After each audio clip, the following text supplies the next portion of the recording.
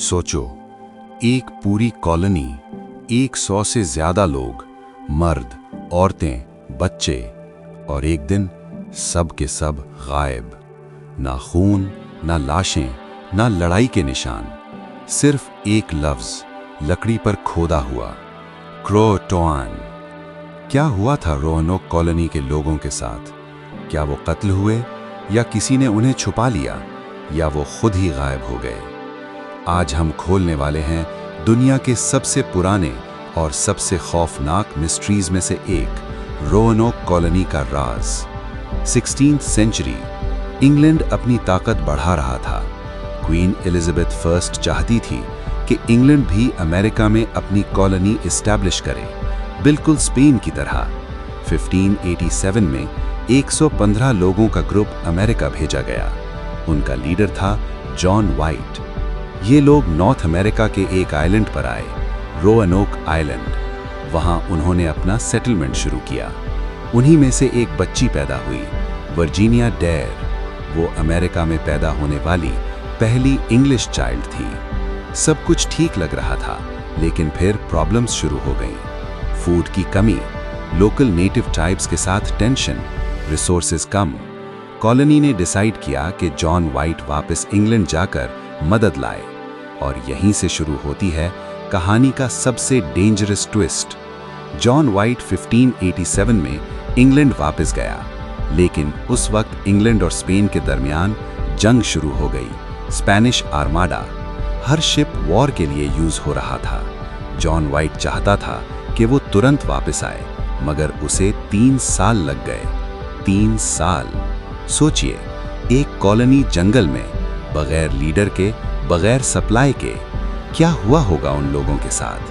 1590 में जब white finally रोanoke वापस आया, तो जो उसने देखा, उसने उसकी रूह हिला दी। कॉलोनी खाली थी, घर टूटे हुए, कोई इंसान नहीं, ना फाइट के निशान, ना डेड बॉडीज। सब कुछ सिस्टमैटिकली डिसमेंटल किया गया था। लेकिन एक चीज थी, लकड़ी के दरख्त पर एक लफ्ज खोदा हुआ था, क्रोटोआन, और एक पोस्ट पर सिर्फ क्रो। ये कोई रैंडम वर्ड नहीं था। क्रोटोआन एक नियर बाय आइलैंड का नाम था, और वहां एक नेटिव अमेरिकन ट्राइब रहती थी। क्या कॉलोनी वहां शिफ्ट हो गई थी, या ये कोई सीक्रेट सिग्नल था? और सबसे अजीब बात, उन्होंने पहले डिसाइड किया था कि अगर उन्हें फोर्स किया गया या डेंजर हुआ, तो वो एक क्रॉस का निशान छोड़ेंगे। लेकिन कोई क्रॉस नहीं था। तो क्या वो अपनी मर्जी से गए, या कोई और कहानी है? सबसे पहली थ्योरी ये थी कि नेटिव अमेरिकन्स ने उन्हें मार दिया।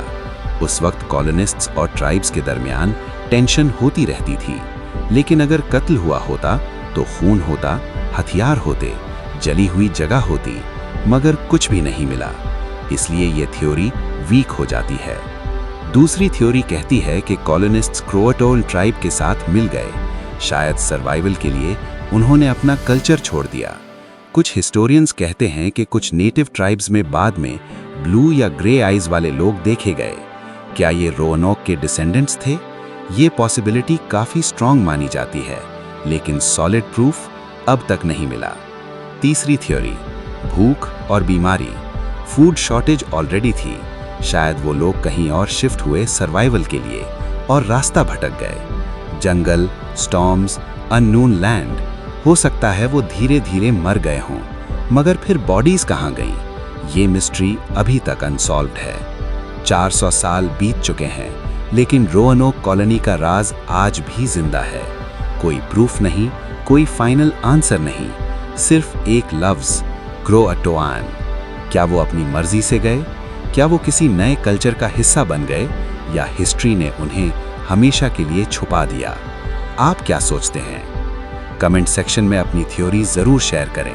अगर आपको ऐसी मिस्टीरियस हिस्टोरिकल स्टोरीज पसंद हैं, तो चैनल को सब्सक्राइब करें और बेल आइकन प्रेस करना मत भूलिए, क्योंकि हम लाते रहते हैं हिस्ट्री के वो राज जो स्कूल बुक्स में नहीं मिलते।